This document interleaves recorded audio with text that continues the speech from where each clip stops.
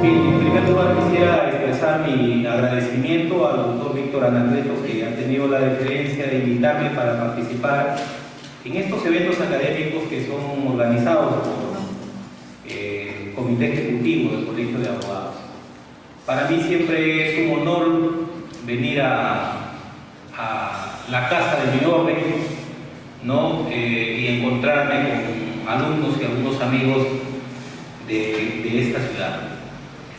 El tema que me han invitado a desarrollar el día de hoy es el siguiente, ¿no? La lucha contra el crimen organizado a propósito de las leyes 30.076 y 30.077. Vamos a ir, por favor, desarrollando cada uno de las diapositivas que he preparado para el día de hoy, y en la medida que le voy indicando va a pasar. En primer lugar, habíamos puesto en la primera diapositiva algo que señala el maestro Jiménez de Azúa, y él dice lo siguiente, ¿no?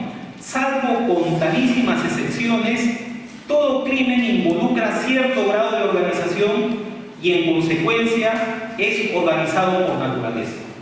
Efectivamente, todo crimen, todo evento delictivo, toda conducta delictiva encierra un cierto grado de organización. Ese grado de organización del crimen va de más o va de menos a más, ¿verdad? Y cuando hablamos de crimen organizado, estamos hablando de aquella conducta delictiva en su máxima expresión. Vamos a ver cada uno de los elementos que conforman el crimen organizado para ver cuál ha sido el propósito del legislador al momento de dictar la ley 30.077, pero antes la ley 30.076. Hay un artículo muy interesante que escribe Juan Carlos Garzón Vergara, y él dice lo siguiente en relación al crimen organizado. Dice: el crimen organizado está experimentando cambios sustanciales en América Latina, posicionándose como uno de los actores estratégicos relevantes del hemisferio, reconfigurando las fronteras territoriales, teniendo un papel importante en la economía, penetrando las estructuras políticas y sociales y poniendo en juego los avances alcanzados en la construcción del Estado y del sistema democrático. Y efectivamente, el crimen organizado actualmente ostenta una posición estratégica en todos los países del mundo, no solamente de América Latina, en todos los países del mundo. Y cuando el autor de este artículo nos dice que se está reconfigurando las fronteras territoriales, es porque ahora el crimen no solamente ha quedado en esos espacios locales, regionales o nacionales, sino que el crimen ha trascendido la frontera de los países. Por eso es que ahora se habla de crimen transnacional. Por eso es que en el año 2000 se llevó a cabo la Convención de Palermo, donde varios estados del mundo suscribieron la famosa Convención contra el crimen organizado transnacional. Pero también nos dice este autor que el crimen organizado está desempeñando un papel importante en la economía. Y efectivamente, el crimen organizado está presente en la estructura económica de los países del mundo. Si nosotros tomamos solamente como referencia, ¿cierto?, algunos datos que revisaba el día de hoy, por ejemplo, en Hildebrand, aparece un artículo muy interesante escrito por Francisco Durán, que le ha denominado "La ola de crímenes es también un fracaso neoliberal", y nos da una serie de estadísticas de cómo es que el crimen influye en la vida económica de los estados. Específicamente en el caso nuestro, por ejemplo, dice que nos hemos convertido en el principal productor de coca del mundo y hemos desplazado a Colombia, porque antes Colombia era el primer productor de coca en el mundo.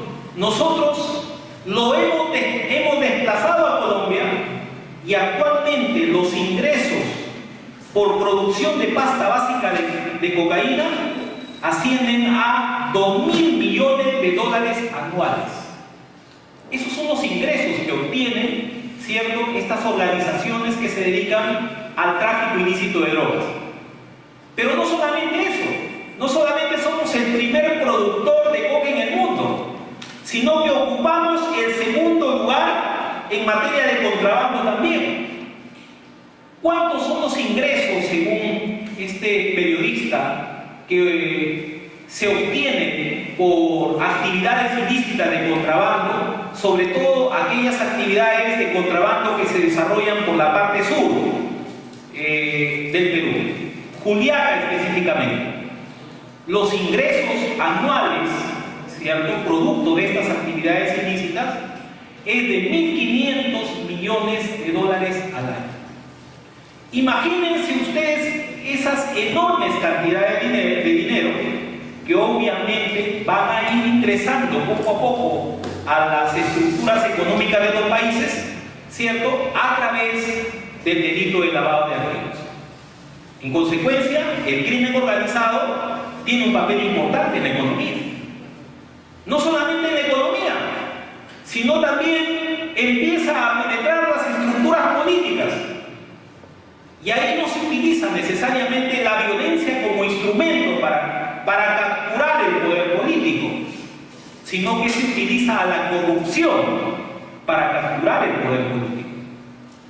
De ahí pues que no nos resulte raro noticias como las que ahora son tema del día, ¿cierto? En el caso de la región de Ancash, por ejemplo, el caso del presidente regional César Álvarez, los casos de corrupción que empiezan a dar a conocer los medios de comunicación en la región Cajamarca, u otras noticias que ya empiezan a topar niveles más altos de funcionarios públicos.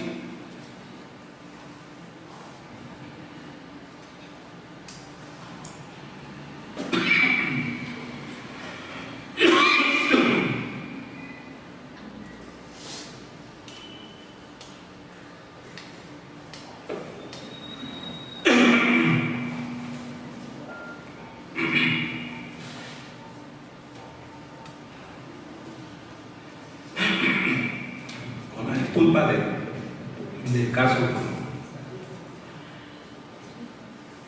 el abogo de siempre el esfuerzo culpable. Bien, continuamos.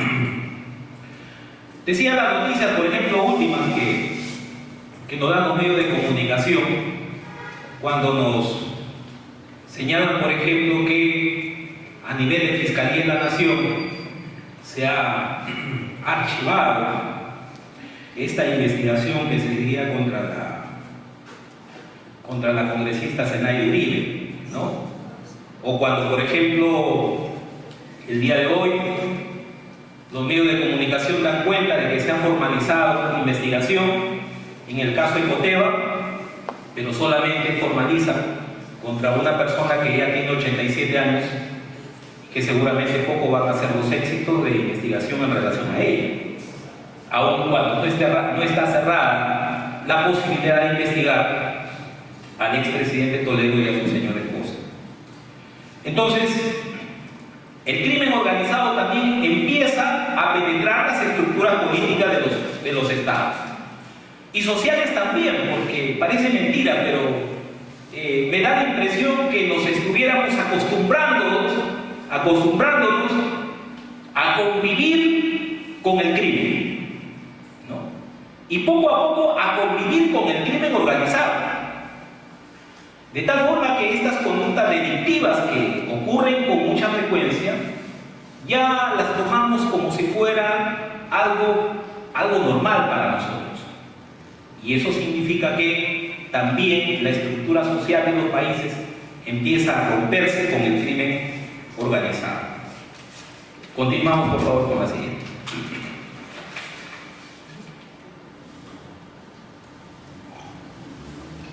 También nos dice Garzón Vergara lo siguiente, este artículo muy interesante que le ha denominado la rebelión de las redes criminales. Y él dice: su presencia, aunque diferenciada, se encuentra en cada país del continente, siendo uno de sus principales retos para gobiernos que se debaten entre responder con las fórmulas tradicionales, generalmente mano dura, o intentar otros caminos por ahora inciertos.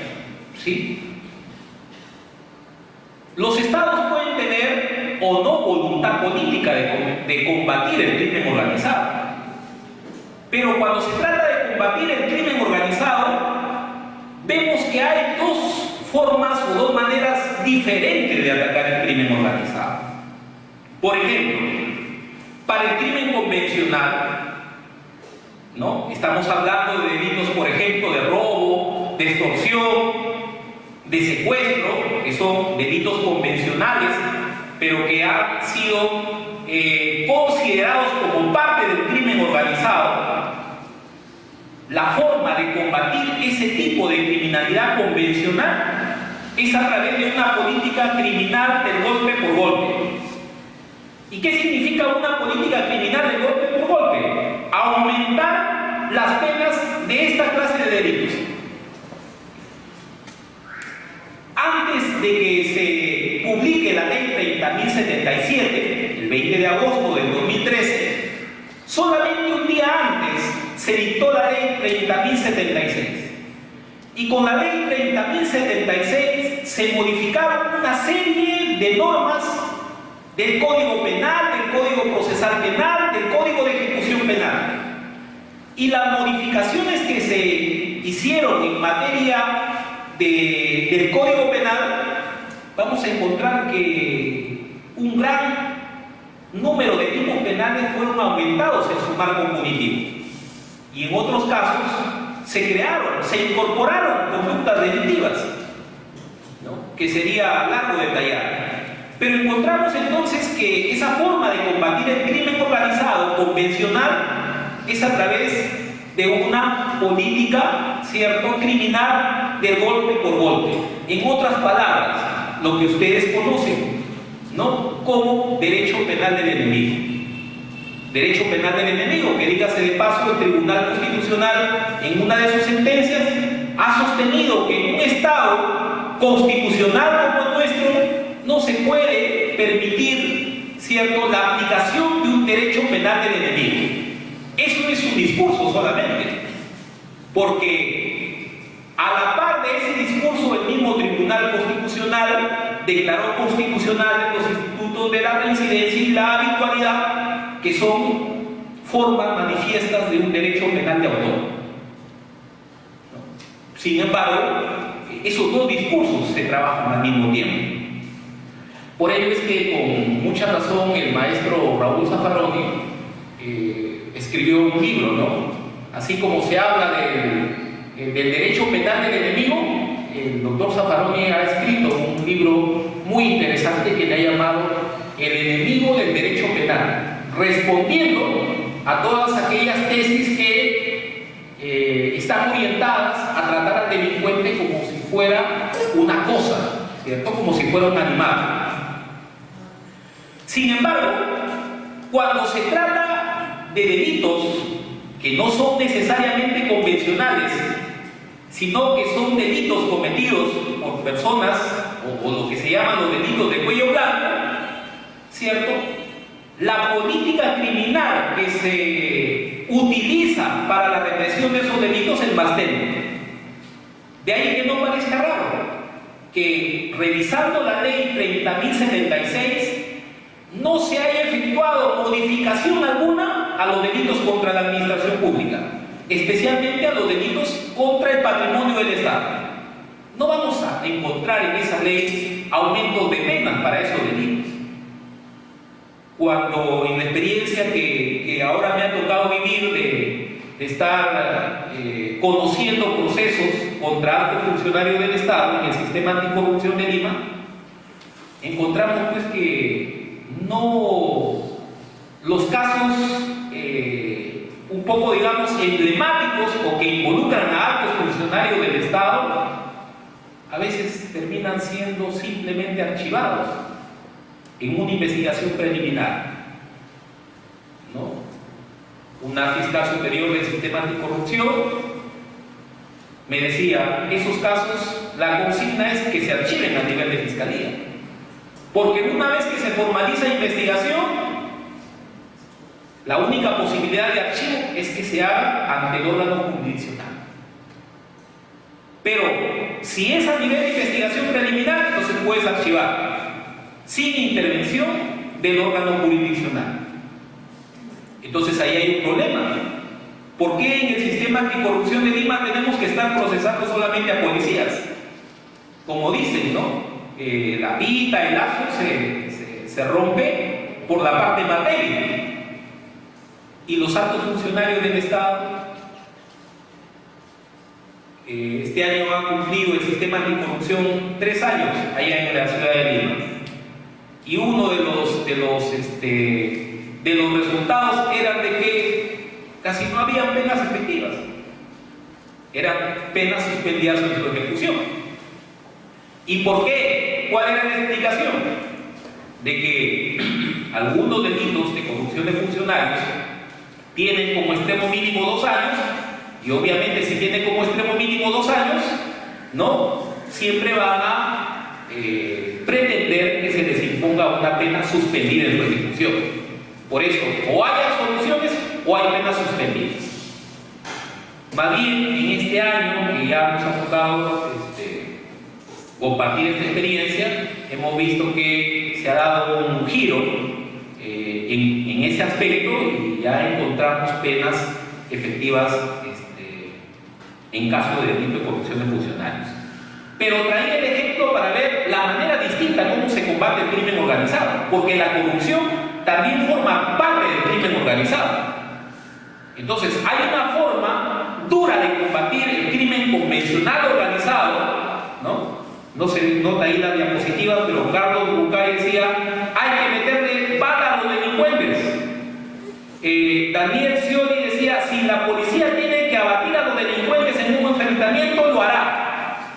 Esos son los discursos, esos son los mensajes para combatir el crimen organizado convencional. De ahí que surgen pues los escuadrones de la muerte, como surgió en Trujillo, para combatir la criminalidad organizada, y ahora tenemos un coronel con aspiraciones políticas, cuya bandera principal es el combate contra el crimen organizado. En cambio, el otro tipo de crimen, el crimen organizado de cuello blanco, a ese sí se le trata, ¿sí? ¿Cierto? En una forma tenue, en una forma blanca. Siguiente, por favor. Vamos a un concepto de lo que es crimen organizado. El crimen organizado es, en primer lugar, un concepto de carácter criminológico, ¿no?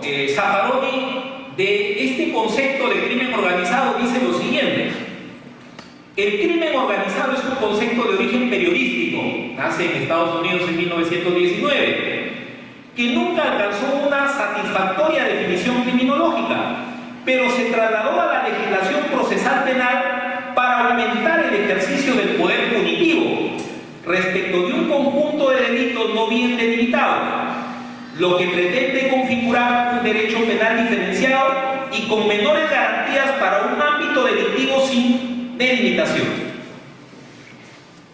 En consecuencia, si nosotros analizamos lo que dice Zaffaroni, es lo siguiente: es el crimen organizado, es un concepto criminológico que ha utilizado el Estado ¿para qué? Para aumentar la pretensión o la persecución punitiva del Estado.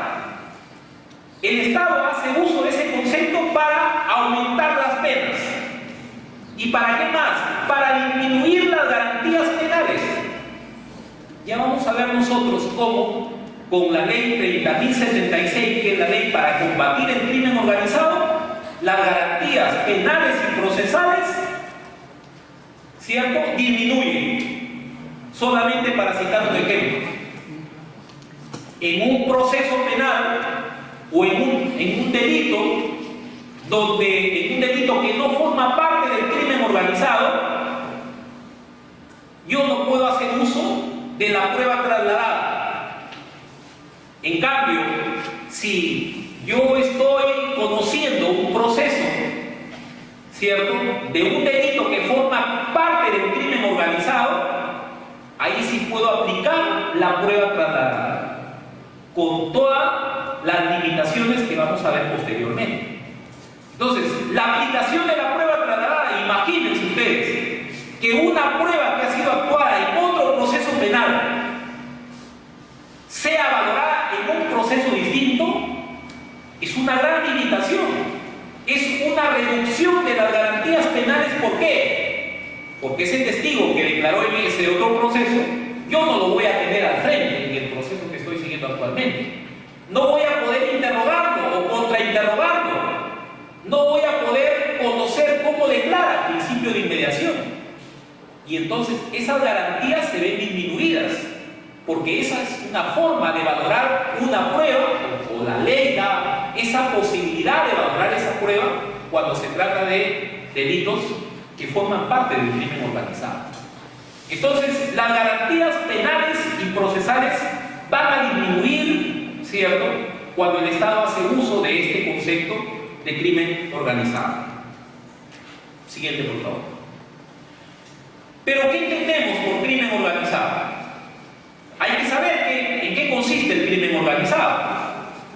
Y hay un concepto que nos puede ayudar, y además que el Perú suscribió esta convención, que también se llama Convención de Palermo o Convención de las Naciones Unidas contra la Delincuencia Organizada Transnacional. Esta convención se llevó a cabo en Italia, ¿cierto?, los días 14 y 15 de diciembre del año 2000. Y el Perú suscribió esta convención.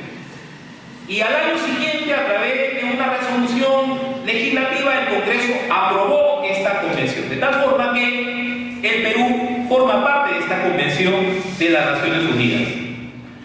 Y esa convención de Palermo del año 2000 nos da un concepto de lo que debemos entender por crimen organizado. El artículo 2A dice lo siguiente: por grupo delictivo organizado se entenderá un grupo estructurado de 3 o más personas que exista durante cierto tiempo y que actúe concertadamente con el propósito de cometer uno o más delitos graves o delitos tipificados con arreglo a la presente convención, con miras a obtener directa o indirectamente un beneficio económico o un beneficio de orden material.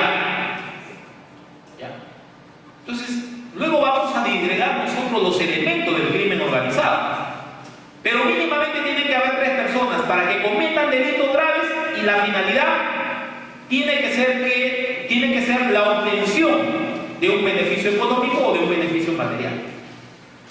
No vayamos a confundir este concepto criminológico de crimen organizado con el concepto, que es casi similar, de un tipo penal que lo encontramos nosotros en el artículo 317 del Código Penal, que se refiere a la asociación ilícita para delinquir, ¿cierto? El artículo 317 dice: el que constituya, promueva o integre una organización de 2 o más personas destinadas a cometer delitos será reprimido con pena privativa de libertad no menor de 3 ni mayor de 6 años. Esto es un tipo penal, asociación ilícita para delinquir. Se requiere como mínimo 2 personas, ¿cierto? Cuando nosotros recurrimos al crimen organizado, es solamente un concepto criminológico, que en algunos aspectos coinciden con los tipos penales, sí, pero que no se identifican, ¿no? Ahora, puede ocurrir que hay algunas asociaciones ilícitas que sean organizaciones criminales. Eso sí es posible. En el derecho comparado vamos a encontrar como tipos penales, sí, el crimen organizado. Nosotros no hemos optado por esa alternativa. Nosotros tenemos una ley que reprime el crimen organizado, pero el crimen organizado como tipo penal no existe para nosotros, ¿no? Es una forma de reprimir el crimen organizado. Pero para poder entender a cabalidad este concepto de crimen organizado, necesitamos conocer 2 conceptos adicionales que nos da la Convención de Palermo. Siguiente, por favor. La Convención de Palermo, ¿qué entiende la Convención de Palermo por delito grave?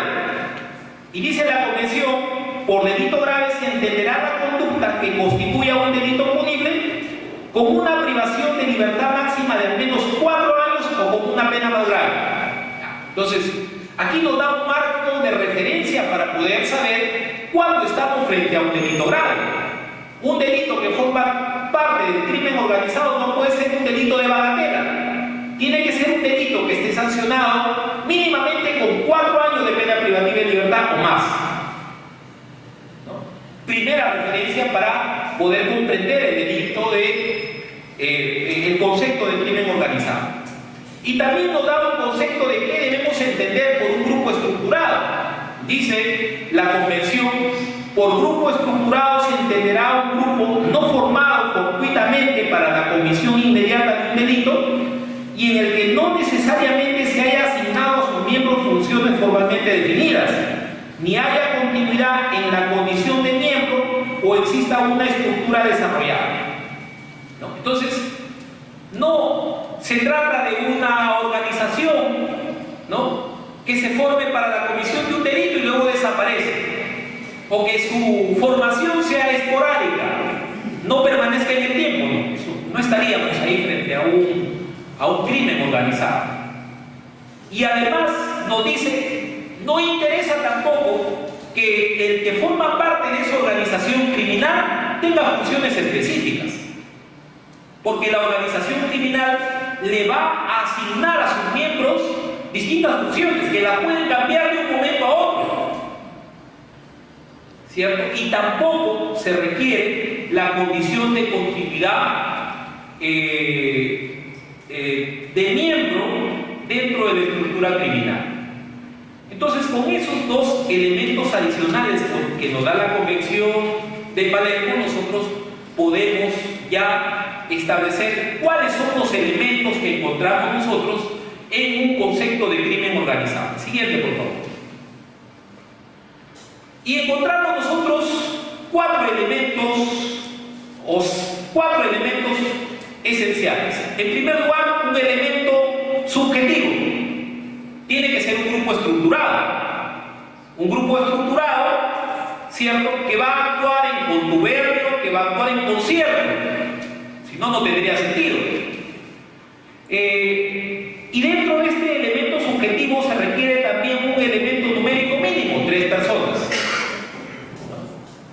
Eso sería el elemento subjetivo del concepto crimen organizado. Luego tenemos el elemento material u objetivo. Una organización criminal se forma para cometer delitos graves. Ya sabemos que los delitos graves que puede cometer una organización criminal son aquellos que estén sancionados con pena privativa de libertad de más o de 4 años o más años de pena privativa de libertad. Pero además hay otro elemento fundamental dentro del elemento material objetivo, que es la finalidad. Todo crimen organizado va a tener como finalidad la obtención de un beneficio económico o de un beneficio material. Por eso es que hay algunos que hablan de empresa criminal. Cuando se constituyen, cuando se forman organizaciones criminales, ¿cierto?, la finalidad es de obtener un provecho criminal, un provecho económico o un provecho material. Otro elemento es el elemento temporal, la continuidad del tiempo, o sea, la perdurabilidad de la empresa. Ya eso lo hemos explicado, ¿no? La empresa no puede desaparecer rápidamente, no tendría sentido su formación. Y finalmente, el elemento espacial. Esto es muy importante, porque algunos piensan que este elemento resulta exigible a toda organización criminal, y no siempre es así. El elemento espacial va a implicar, en primer lugar, la transnacionalidad del delito. Ya hemos dicho, el crimen organizado, ¿cierto?, derriba la frontera de los estados. ¿Ya? Pero este requisito de transnacionalidad del delito solamente es exigible para efectos de la aplicación de la Convención de Palermo, pero no se puede exigir para efectos de tipificar delitos o tipos penales dentro de la legislación interna, o para combatir el crimen organizado en el ámbito interno. ¿Me explico? La organización, si es que existiera, como está en investigación, de la región Ancash, ¿cierto?, no podríamos decir que reúne este requisito de la transnacionalidad. A lo mucho se habría desarrollado internacional, pero no transnacional. Y por el hecho de que no sea transnacional no significa que no sea crimen organizado. En consecuencia, este requisito de la transnacionalidad solamente es exigible para efecto de la aplicación de la Convención de Palermo del año 2000. ¿No? Esos son entonces los 4 elementos que forman parte del concepto de crimen organizado. Siguiente, por favor. El doctor Víctor Prado Saldarriaga tiene un libro que ha sido publicado últimamente, que es se titula Criminalidad Organizada y Lavado de Activos, ¿cierto? Que es un antecedente de 2 publicaciones anteriores que tiene él, independientes, ¿no? Una de criminalidad organizada y su otra obra de lavado de activos. Esta ha unido esas dos obras. Y él rescata desde su punto de vista estos otros elementos que también están englobados en los elementos que nosotros ya hemos señalado. Pero él dice que la característica del crimen organizado es su permanencia, proyección en el tiempo. Ya, eso lo hemos visto. Estructura, ¿no? Hay roles, mandos, funciones, jerarquías dentro de la organización, aunque en el tema de las jerarquías eso es muy relativo, porque vamos a ver organizaciones no solamente de jerarquías o de estructuras verticales, sino organizaciones criminales, ¿no? De estructuras horizontales. Y este último tipo de estructuras criminales no necesariamente encontramos ciertas jerarquías. Planificación. Claro, la organización criminal trabaja con información, ¿no? La información se convierte en un producto importante de la organización. La organización no va a desarrollar sus actividades al azar, sino que va a hacer un análisis de la información con que cuenta para efecto de que sus actividades se puedan desarrollar sin mayores problemas.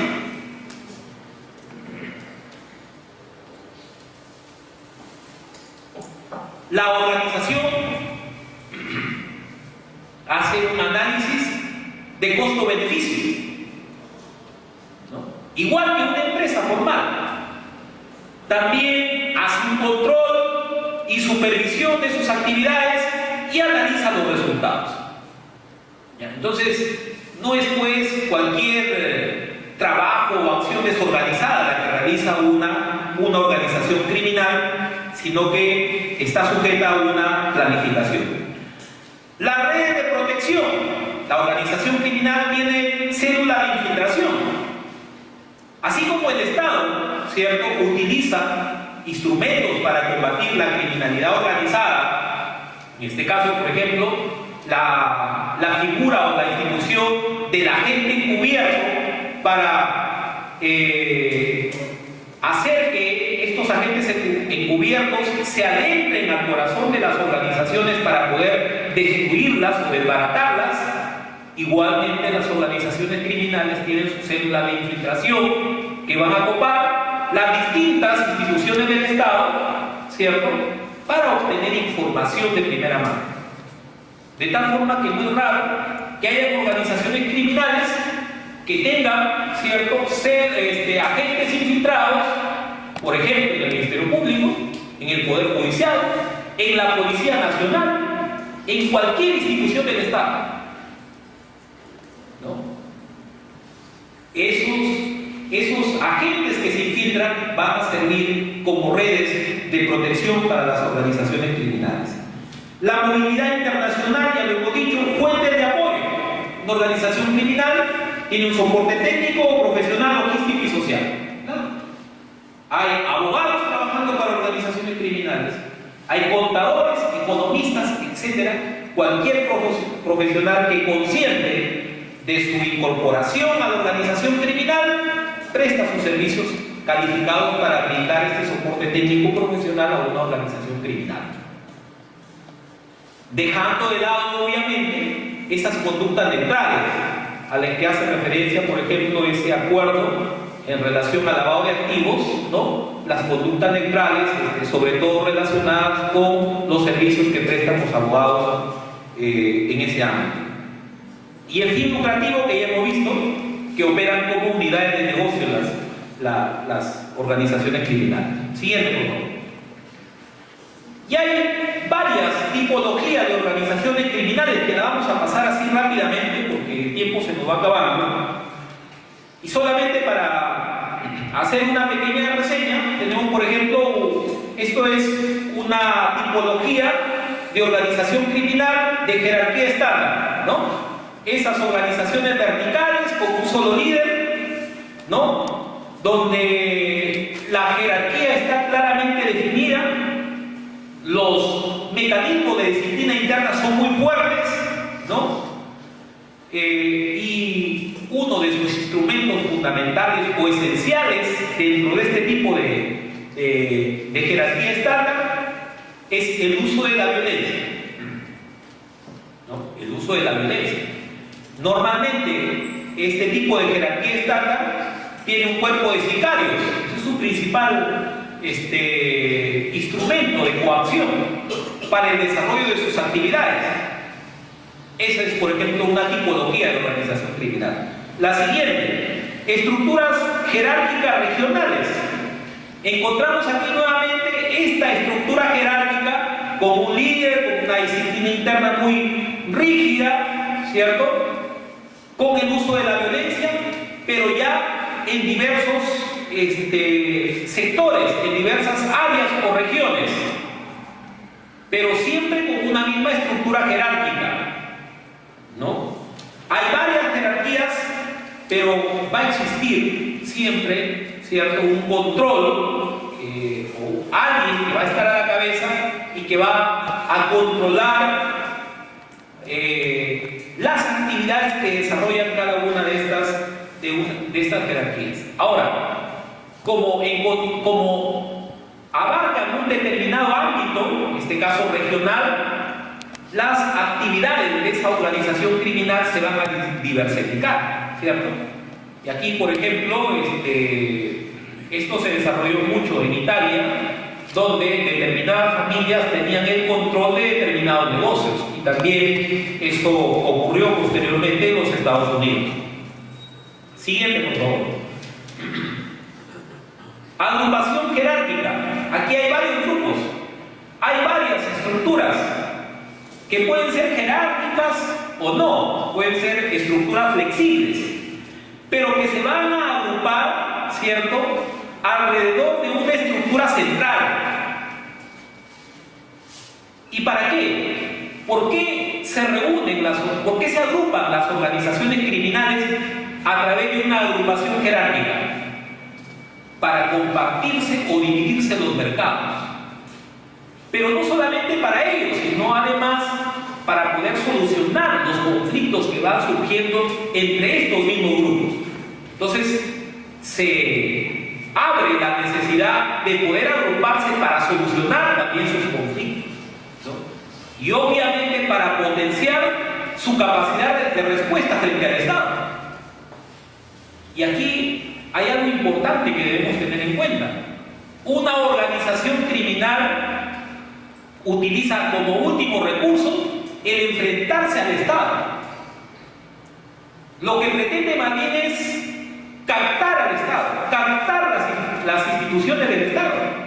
Porque si hacen un análisis de costo-beneficio, obviamente les va a resultar a ellos más oneroso enfrentarse al Estado que capturar sus instituciones.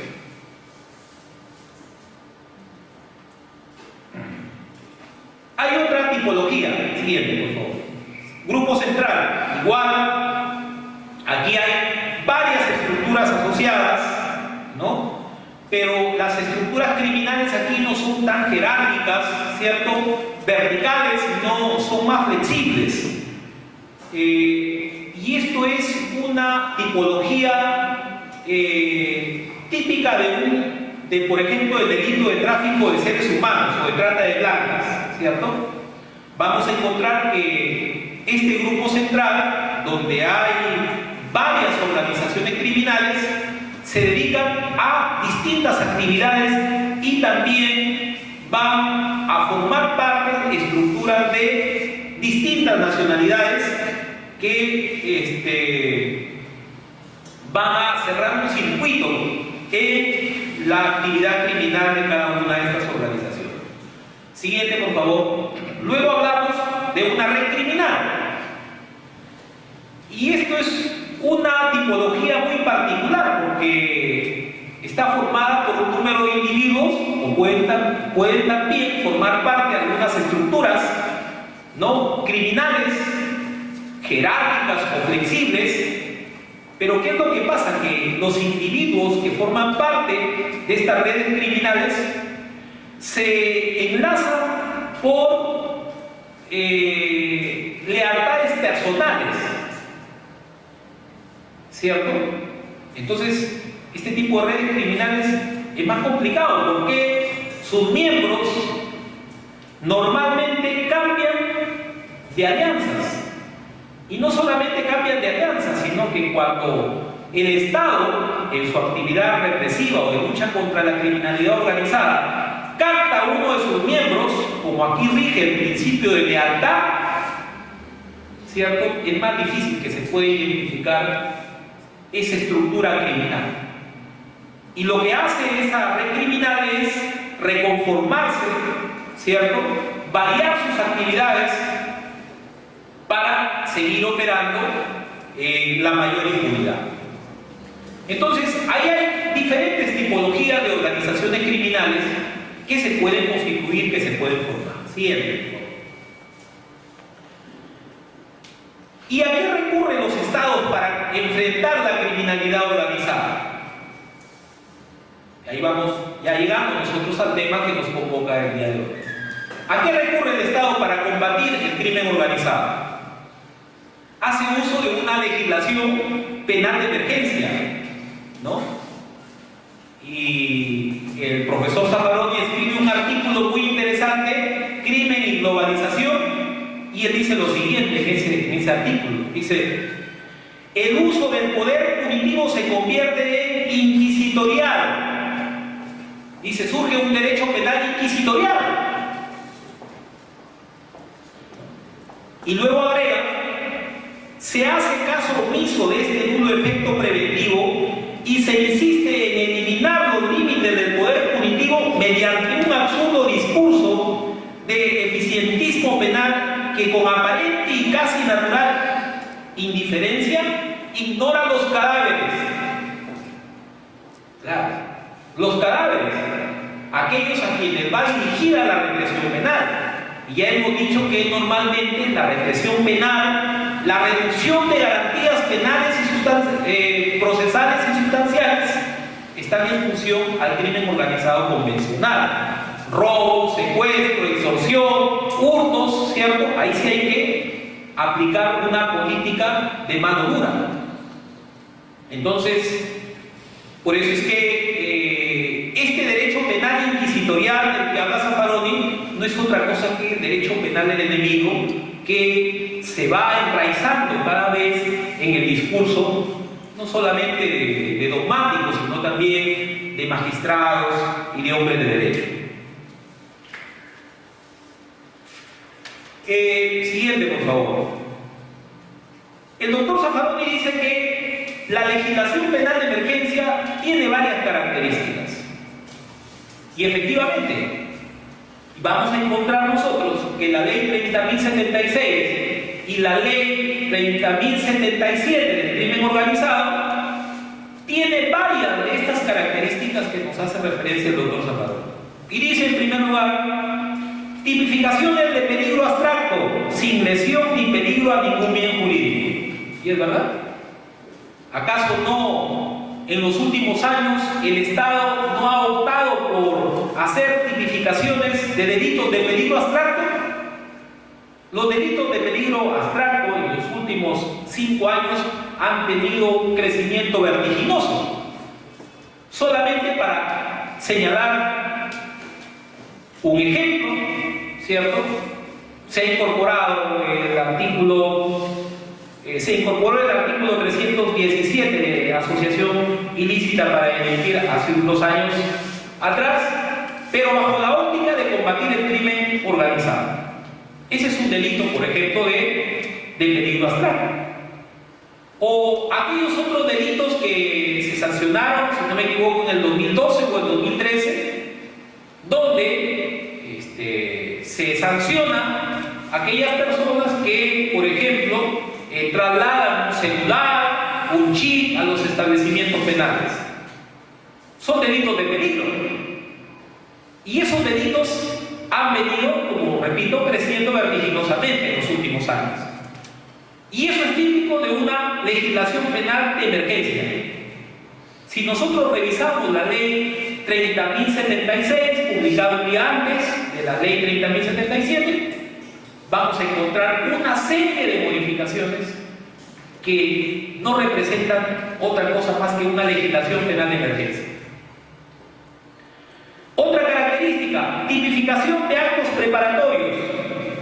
Es decir, el Estado empieza a sancionar meros delitos de sospecha, ¿no?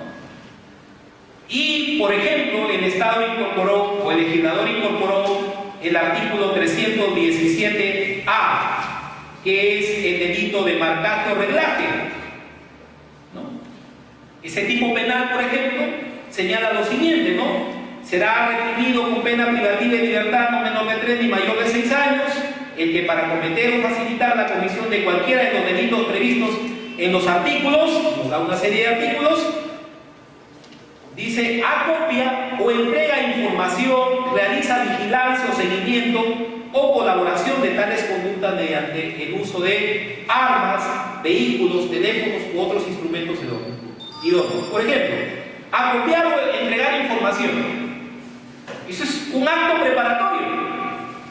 Y lo que hace el legislador a través de una legislación penal de emergencia es no punir estos actos preparatorios, que en términos normales no tendría por qué ser materia de un tipo penal, pero sin embargo el Estado recurre a este tipo de legislación. ¿Qué más? Introducción de la analogía inmalamparten y de la responsabilidad objetiva. Eso ni que hablar, ¿no? Solamente como ejemplo decíamos las consecuencias enormes y devastadoras para aquellos, por ejemplo, que incurrían en los supuestos de reincidencia y habitualidad. Felizmente ahora se han modificado algunas normas, ¿cierto? Pero se llegaba al absurdo de combinar pena privativa de la libertad temporal con cadena perpetua. Y resulta que una persona que había cometido un delito de robo agravado o un secuestro agravado podía terminar siendo condenado a una pena de cadena perpetua por el solo hecho de ser reincidente. Eso es característico de una legislación penal de emergencia.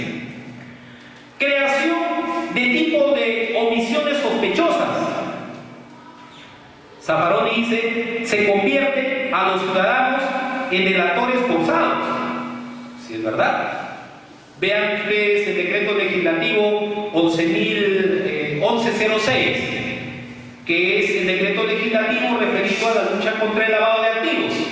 Han creado ahí un delito de omisión de denuncias. Y aquellos funcionarios que en el ejercicio de su cargo tengan conocimiento de una operación sospechosa están obligados a denunciar, ¿no? Entonces, esos tipos omisivos o esos tipos de omisiones sospechosas también han sido incorporados en este tipo de legislación penal de emergencia. Penas absolutamente desproporcionadas, ya hemos indicado ahí, y ojalá que no lleguemos a lo que ocurre en Estados Unidos, ¿no? En internet, por ejemplo, encontré un artículo que daba el siguiente dato, que en Estados Unidos un 16.4% de los condenados a cadena perpetua en Estados Unidos son menores de edad. Aquí tenemos, por ejemplo, una ilustración, ¿no? Y nos daba un reporte ese artículo que 79 niños condenados a cadena perpetua en Estados Unidos. Habían 79 niños condenados a cadena perpetua. Ese joven que ven ahí, ¿no? Con una edad de 12 años, mató a su hermano de 2 años y violó a otro de 5 años. Cadena perpetua para ese muchacho. Y en el Congreso hay proyectos de ley para reducir la capacidad penal de 18 a 16, ¿cierto? O de 18 a 14. ¿Y eso a raíz de qué? A que, bueno, la realidad demuestra de que ahora hay escuela de sicarios en Trujillo, que están reclutando a jóvenes, a menores de 16 años, de 15 años, de 14 años, para, ¿cierto?, formarlos como sicarios.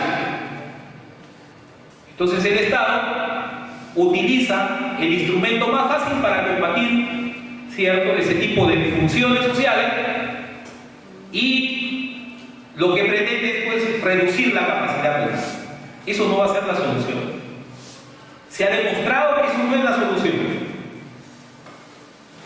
Siguiente, por favor. Otra característica es la descodificación de la legislación penal. Tenemos una serie de normas especiales donde se van incorporando una serie de tipos penales, tipificaciones múltiples y algo importante en materia procesal penal: figuras procesales contrarias a la más elemental ética estatal, dice Zaffaroni, como agentes encubiertos.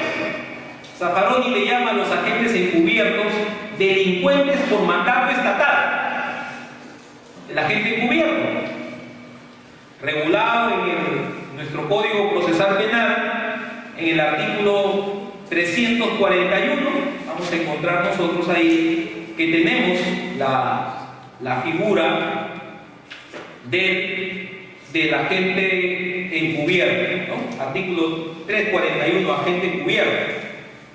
Pero no solamente ello, sino que con la ley 30.077, ¿ya?, se ha incorporado otro artículo al Código Procesal Penal, que es el artículo 341A, operaciones encubiertas. Operaciones encubiertas. Y da la posibilidad también, ¿cierto?, al Ministerio Público a recurrir a este tipo de instrumentos para combatir al crimen organizado. Y Zaffaroni nos dice que eso es una característica de un derecho penal inquisitorial. Se recurre también a agentes provocadores, felizmente que no tenemos todavía regulados nosotros, ¿no? España sí tiene regulado la figura del agente provocador. Nosotros no tenemos regulado, eso no está permitido, eso está prohibido. Si se realiza una acción para combatir el crimen organizado a través de un agente provocador, eso sería una prueba ilícita, ¿cierto?, una prueba prohibida.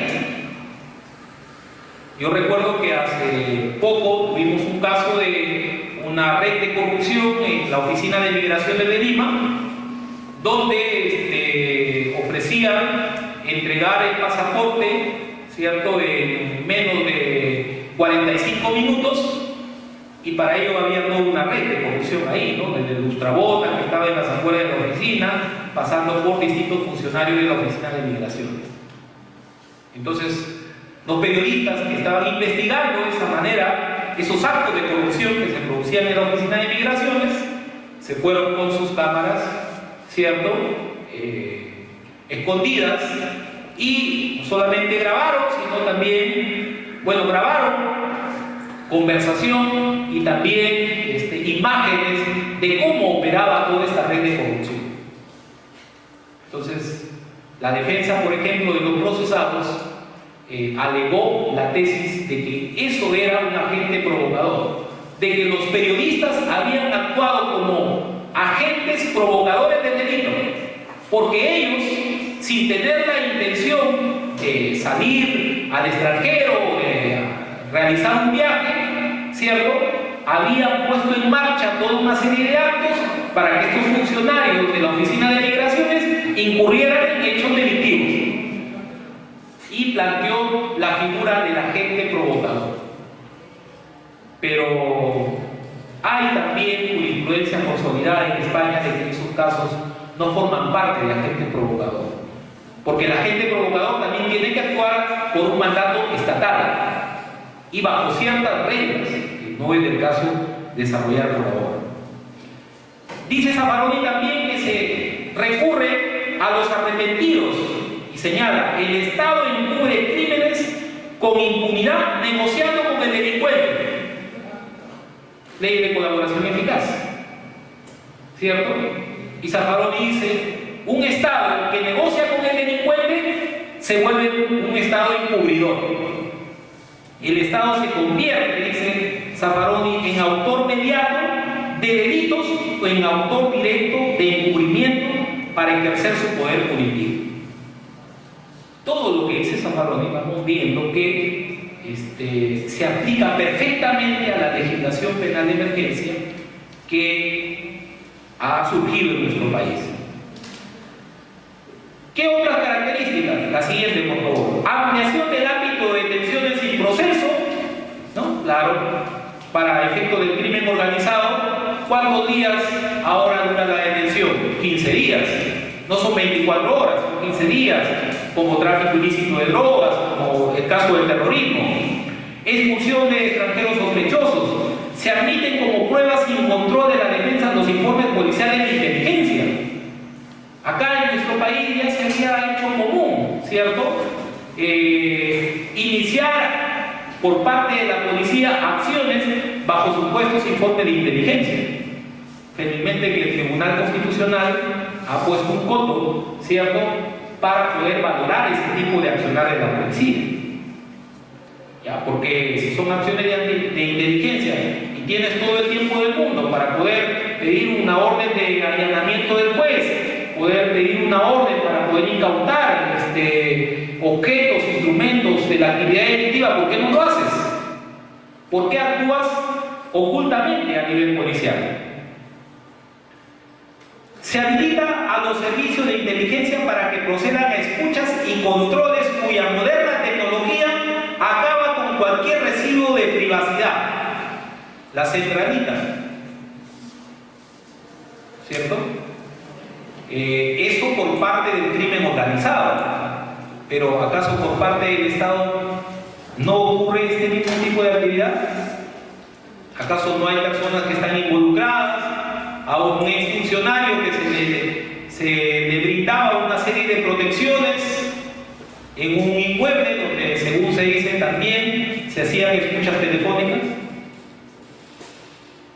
Renace el viejo fantasma de los jueces y fiscales sin rostro. Bueno, nosotros hemos vivido esa experiencia. La vivió Colombia. La hemos vivido nosotros en la época del terrorismo. Acá en nuestro departamento están colegas antiguos abogados. Han vivido la época de los famosos jueces sin rostro, imagínense, ¿no? Y eso pues sería dar un retroceso pero enorme al avance de todas las garantías que hemos conquistado en los últimos años. La prisión preventiva se amplía considerablemente, claro, si es proceso complejo, si es un proceso contra una organización criminal, 36 meses. Y no sabemos si finalmente esta duración de la prisión preventiva resulta siendo proporcional y adecuada para el caso. Siguiente, por favor. Otra característica es que el juicio propiamente dicho tiende a suprimirse, reemplazándolo por la negociación. Y esto es algo importante porque a raíz de la implementación del nuevo Código Procesal Penal, las estadísticas demuestran que el 70% de juicios orales terminan con una conclusión anticipada, es decir, entre una negociación del fiscal con el acusado y su defensor. Pero ¿es adecuada esa forma de solucionar el conflicto penal? Tal vez en algunos casos sea adecuada, pero en algunos otros casos no es así. No es así. Por eso es que el profesor Montero Aroca, con mucha precisión, señala que este tipo de procesos representan una justicia deficitaria, ¿no? Crece en proporción geométrica la información de que disponen los estados acerca de cada habitante. Eso es cierto. A veces el Estado tiene información nuestra que nosotros mismos podemos proporcionar, ¿no? miren, la posibilidad que tiene el Estado de, ¿cierto?, abarcar todas esas esferas de información que muchas veces forman parte de nuestra vida privada. Siguiente, por favor. Y viene aquí también el tema de los niveles de corrupción utilizados por la delincuencia, ¿no? Los niveles de corrupción.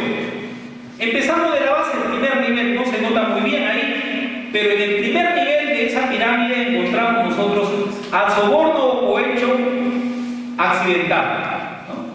Cuando yo voy soborno a un funcionario para que me otorgue un certificado de carecer de antecedentes penales, o le pago a un efectivo policial para que me dé copia de los actuados, ¿cierto?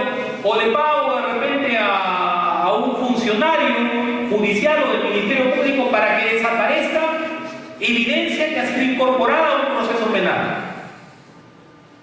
Ese es el primer nivel, ¿no?, de corrupción que utiliza la delincuencia organizada. El segundo nivel, encontramos nosotros ahí, ¿no?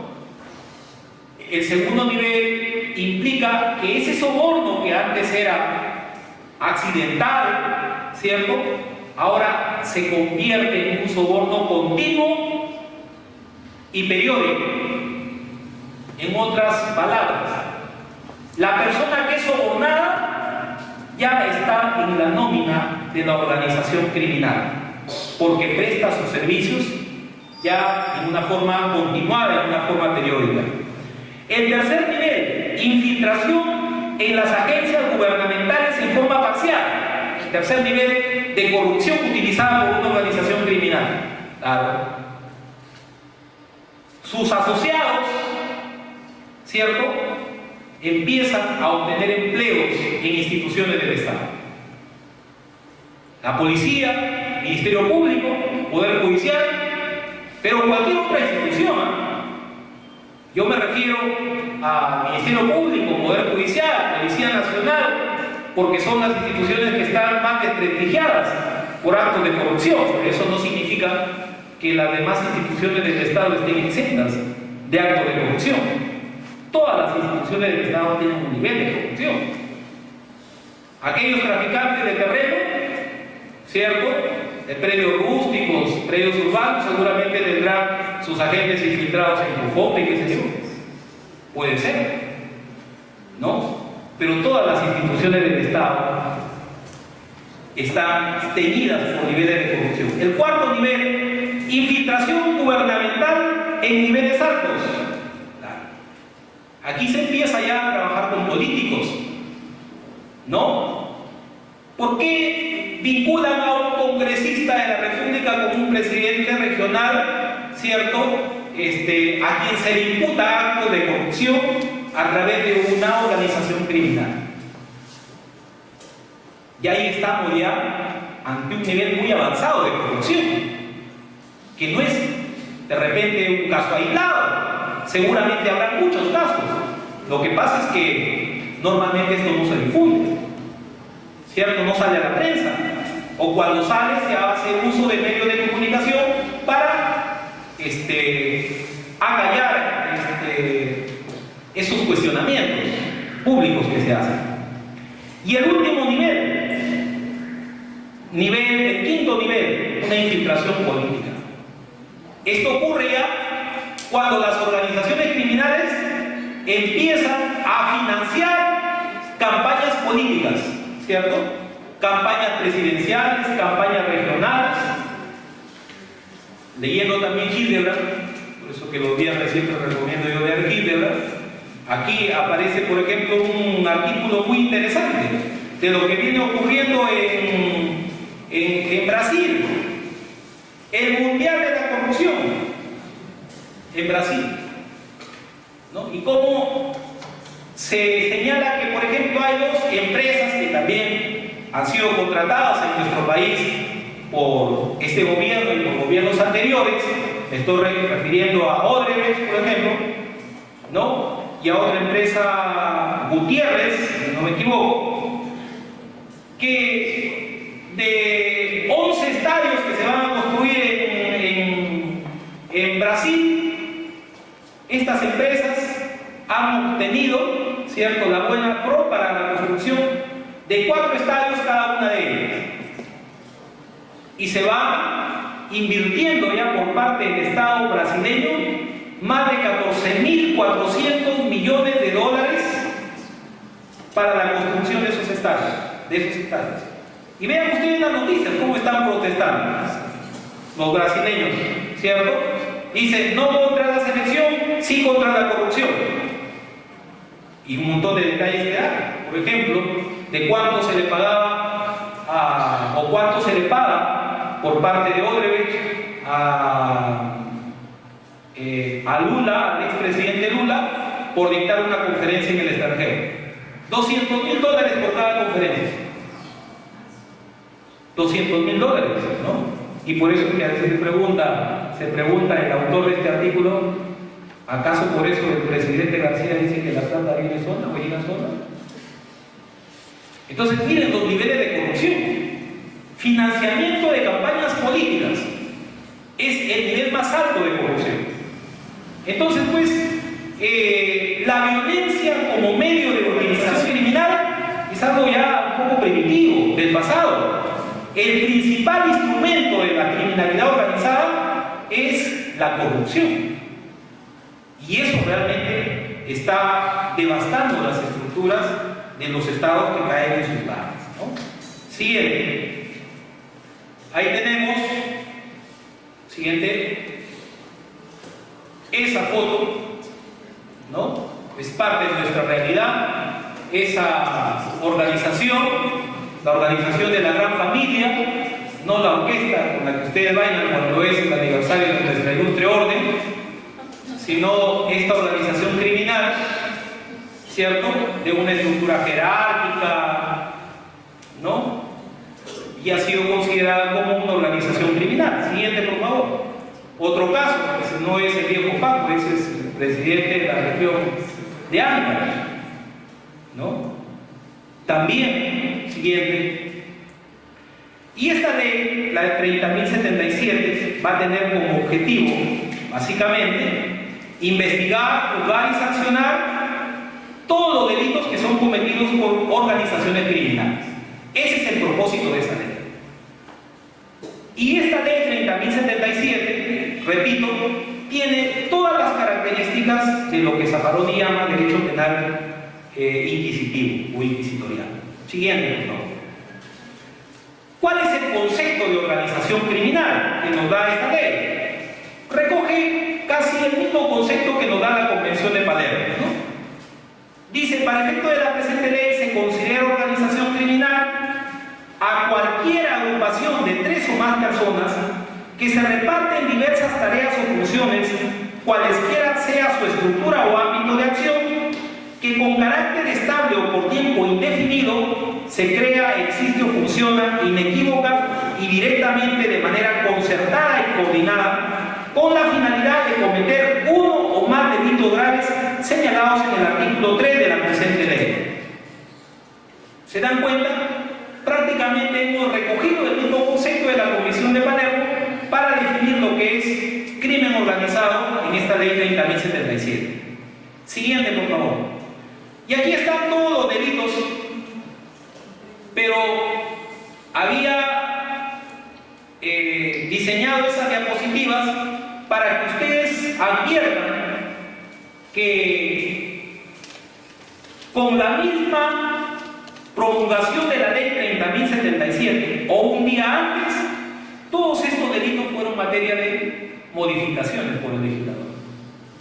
O sea, no es que aparece en la ley de crimen organizado así, como una norma de carácter procesal para combatir el crimen organizado, no.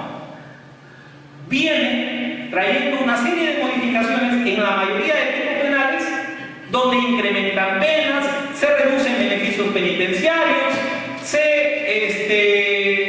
restringen los efectos de atenuantes, ¿cierto?, propias, como hemos dicho, de un derecho penal inquisitorial.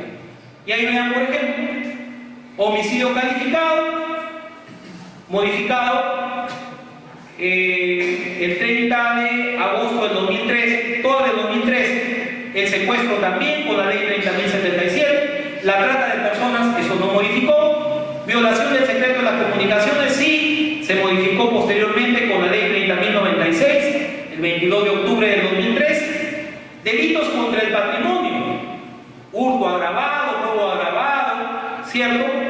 El delito de estafa y la estafa agravada también fueron modificados con la ley 30.076 y con la 30.077, ¿no? Siguiente, delito de pornografía infantil también posteriormente fue modificado, extorsión, la usurpación también fue modificada e incluso se ha incorporado, ¿cierto?, un nuevo supuesto de usurpación en el inciso 4, y además dejó zanjada la discusión de que si para que se configure el delito de usurpación se requería violencia física contra las personas o violencia física contra las cosas. Yo siempre he sostenido de que la usurpación, para que se configure, debería requerir una violencia física contra las personas, porque es la persona la que posee, la que ejerce la posesión efectiva sobre el bien. Pero esa posición mía ya quedó pues en el tacho de la basura, porque el legislador ahora ha señalado claramente que para que se configure el delito de usurpación también, ¿cierto?, es posible que se realice una violencia contra las cosas. Y ha regulado el supuesto de ingresar a un inmueble en ausencia del posesionario, del propietario del bien, ¿no? Delitos informáticos, que ya se dictó una ley, esa ley ha sido modificada por las deficiencias que ha tenido. Los delitos contra la propiedad industrial no han sido modificados en el 2013. Siguiente, por favor. Delitos monetarios también no ha sido modificado, pero eso no quita para resaltar también otro dato que nos da este periodista Francisco Durán, que dice que somos el primer país productor de dólares falsos del mundo y hemos superado a Colombia. O sea, no solo somos el primer país productor de coca, sino ahora somos también el primer país productor de dólares falsos en el mundo. Y dice este periodista que se estima que falsificar $100.000, que es muy barato, permite ganar entre $17.000 a $20.000.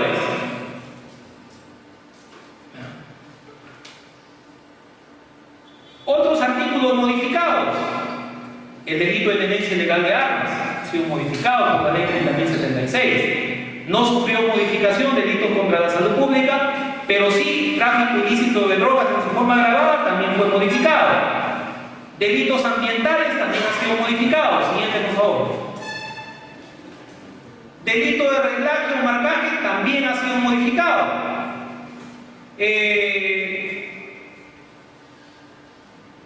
No ha sufrido variación los delitos contra de lesa humanidad, los delitos contra la administración pública. Aquí lo que les decía yo temprano. ¿Por qué es que se aumentan las penas en los delitos de crimen organizado convencional? Robo agravado, secuestro, extorsión, etc. ¿Y por qué no se aumentan las penas, sobre todo los extremos mínimos, en los delitos contra la administración pública? Donde se desfalca el Estado, donde se producen los mayores robos de la historia, ¿verdad? Aquí decía uno de estos, en estos artículos decía, por ejemplo, el expresidente Fujimori ahora está pidiendo la pensión, ¿cierto? Pero esa misma ley que él dio, en virtud de la cual los expresidentes podían tener una pensión, se estableció una excepción, salvo aquellos casos en que hubieran sido acusados constitucionalmente.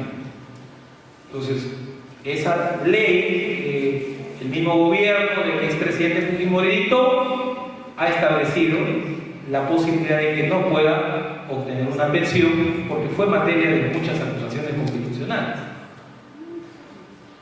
Ronald Gamarra hace un cálculo porque Fujimori tiene una deuda de más de 200 millones de 27 millones de dólares. Tengo el dato preciso, pero él saca un cálculo y dice que con la pensión que recibiría Fujimori, que le correspondería una pensión por haber sido rector de la Universidad Agraria, La Molina, pagaría la reparación civil que debe ahora el Estado en 200 años. ¿No? Ya, pues, ¿qué va en 200 años? Se va a poder pagar esa reparación civil, ¿no? Bien, delito de falsificación de documentos también forma parte del crimen organizado, lavado de activos también. Siguiente, por favor. Y hay una cláusula abierta, que normalmente en derecho decimos nosotros que es un cajón desastre, ¿no? Todo entra aquí. Y esa cláusula abierta que está en la ley 30.077 en el artículo 3 señala que los alcances de la presente ley son de aplicación a los delitos en los que se contemple como circunstancia agravante su comisión mediante una organización criminal y cualquier otro delito cometido en concurso con los demás delitos en el presente artículo. ¿No? Entonces, cada vez que encontremos un tipo penal donde haya una circunstancia agravante por haber sido cometido en el marco de una organización criminal, también formará parte del crimen organizado. Hemos visto ahí, si por ejemplo se comete un delito de hurto, ¿no?, agravado en concurso con un delito de usurpación o un delito de daño, estaremos también frente a tipos que forman parte del crimen organizado. Entonces, esto va a depender o va a ser necesario que tanto los fiscales como los magistrados del Poder Judicial hagan un análisis muy minucioso de cuándo estamos frente a un crimen organizado y cuándo no. Siguiente, por favor.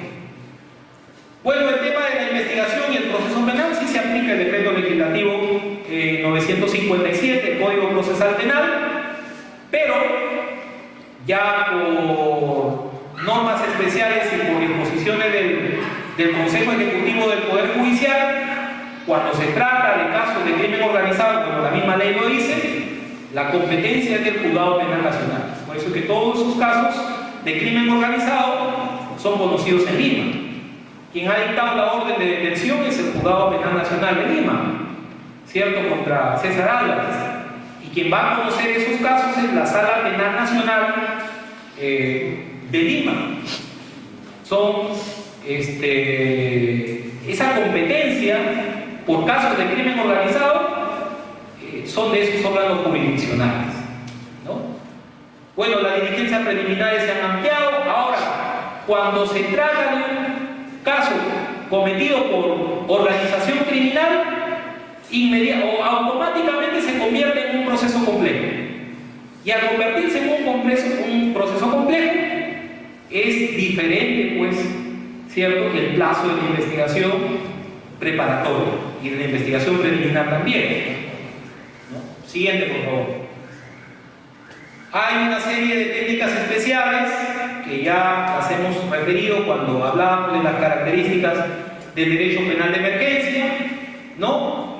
Interceptación postal, intervención de las comunicaciones, circulación y entrega vigilada de bienes delictivos, agente encubierto, acciones de seguimiento y vigilancia. No recuerdo si, bueno, sí, ha sido esta semana. La semana anterior se publicó en el Peruano, ¿cierto?, una resolución del Consejo Ejecutivo donde aprobaba una guía de actuación conjunta del Poder Judicial, del Ministerio Público, del Ministerio del Interior y del Ministerio de Justicia para combatir la criminalidad organizada, ¿no? Ya ha salido una guía que entiendo debe ser observada por todas estas instituciones que han participado en la elaboración de esa guía y que ya están publicadas, por ejemplo, en la página web del Poder Judicial, que ayer las han publicado recién, ¿no? Guía de actuación conjunta para la lucha contra el crimen organizado. Siguiente, por favor. También esa misma guía establece todo el procedimiento, ¿cierto? Y el nivel de coordinación que deben observar estas instituciones para efecto de las medidas limitativas de derecho, ¿no? Levantamiento del secreto bancario, reserva tributaria y bursátil. Hay todo un procedimiento que se ha desarrollado en esa línea. Siguiente. Bueno, hay un arma muy poderosa para la lucha contra el crimen organizado, y eso es materia ya de otro tema, pero es muy importante señalarlo, ¿no? El decreto legislativo 1104, un proceso que ha regulado el proceso de pérdida de dominio. Es fundamental esa herramienta para la lucha contra el crimen organizado. Eso es un proceso independiente del proceso penal, ¿no? Que puede incluso ser iniciado sin necesidad que exista proceso penal, o puede ser iniciado cuando el proceso penal ha terminado, aun cuando exista incluso una sentencia con el carácter de cosa juzgada. El proceso de pérdida de dominio es un proceso independiente, autónomo, que no persigue necesariamente al delincuente, sino lo que persigue el proceso de pérdida de dominio es la cosa. Entonces, el fiscal va a incoar un proceso de pérdida de dominio para perseguir todos los bienes que tengan origen delictivo. Y ese tipo de legislación sí es sumamente fuerte, porque se puede ir contra cualquier bien, ¿cierto?, respecto de los cuales se sospeche que tiene un origen delictivo.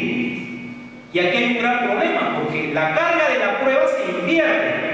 No es que el Estado te va a probar de que ese bien tiene un origen ilícito, sino que la carga de la prueba se invierte, porque ahora es el titular de ese bien o el poseedor de ese bien a quien le corresponde probar que esos bienes han sido obtenidos con dinero lícito, ¿cierto?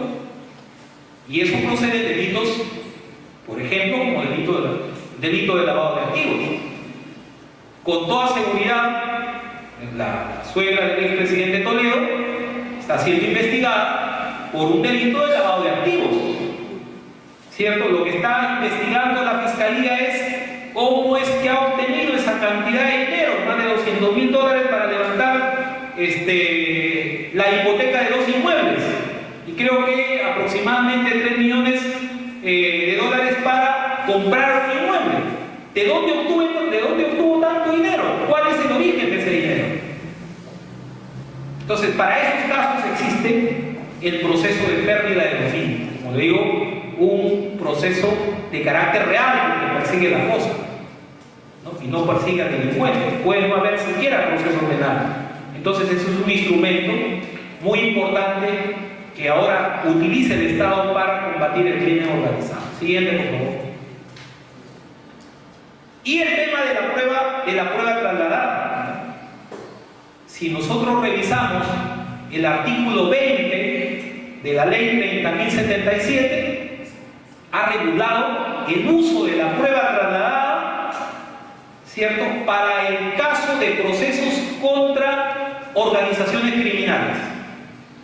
Y ya les decía al inicio, ahí hay vulneración de derechos fundamentales o de principios que resultan esenciales para poder valorar una prueba.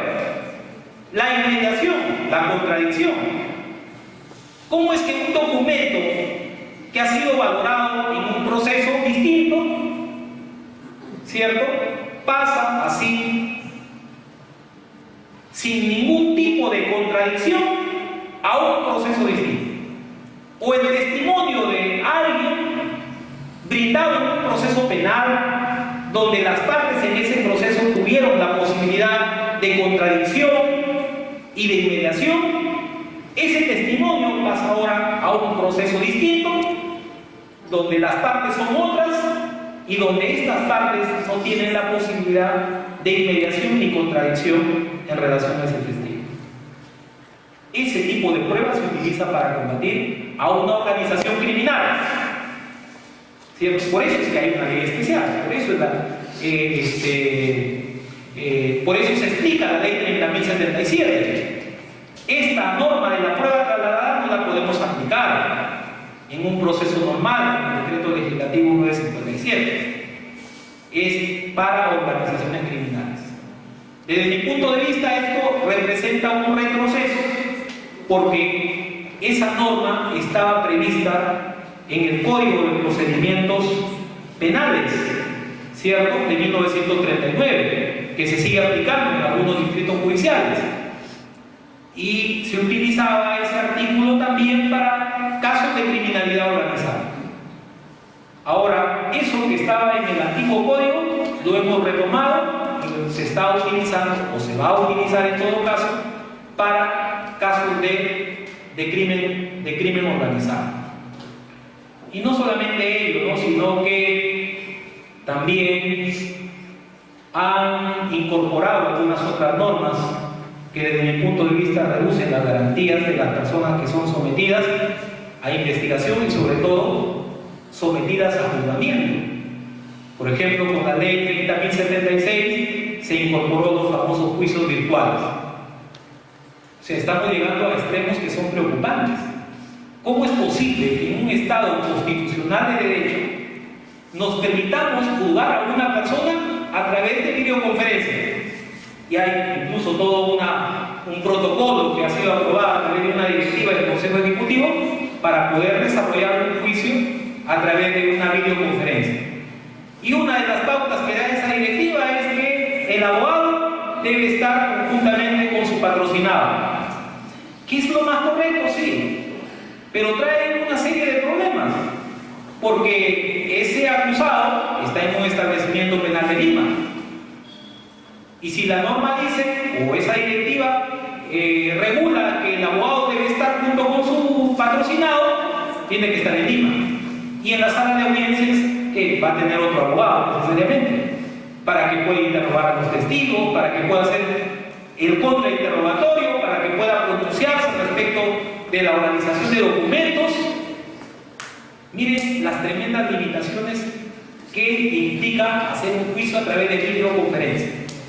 ¿Por qué? Porque el Estado dice, bueno, así como se fugó el burro, ¿cierto?, puede ser que otros criminales puedan también evadir la acción de la justicia y fugarse.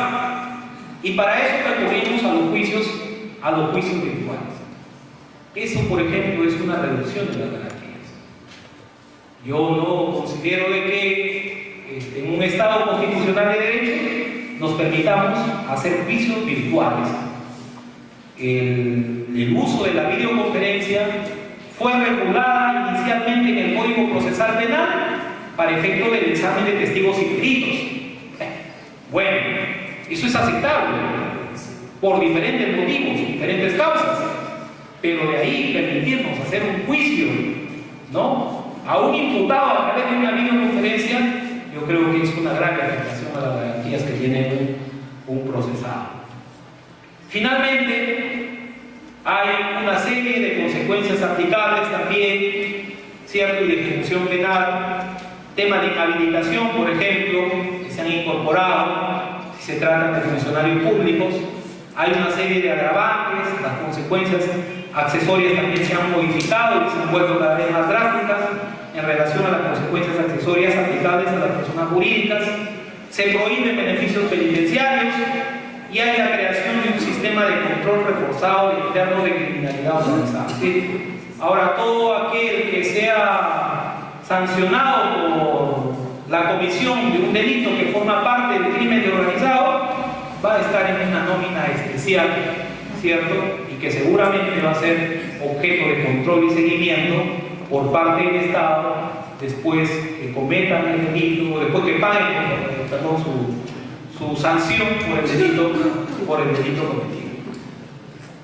En consecuencia, estimados amigos, colegas, vean cómo esta legislación para combatir el crimen organizado es sumamente dura y requiere de un estudio más minucioso, de un mejor análisis, de una también mejor aplicación por parte de los operadores del derecho, ¿no?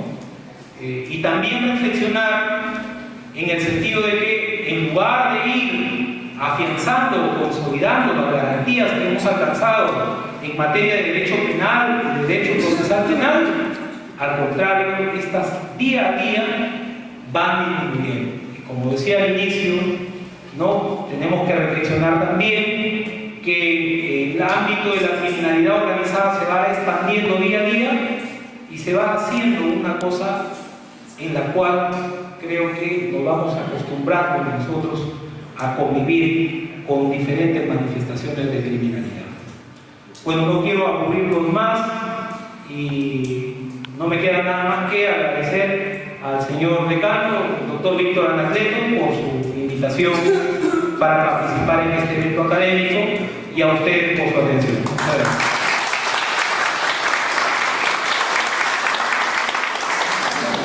Juan Guillermo Vizcoya por su exposición, para quien pido nuevamente un fuerte aplauso. Invito al público presente a formular las preguntas que crean convenientes.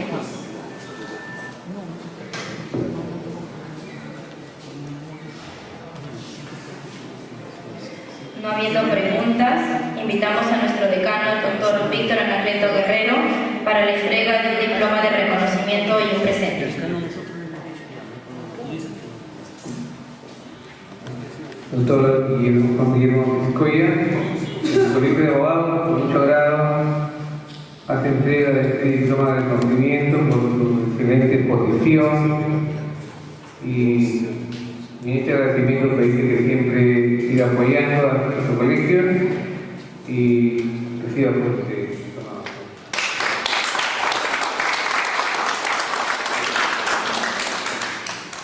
Asimismo, marcando la diferencia, estamos en una entrega de presente para que siempre recuerde nuestro colegio.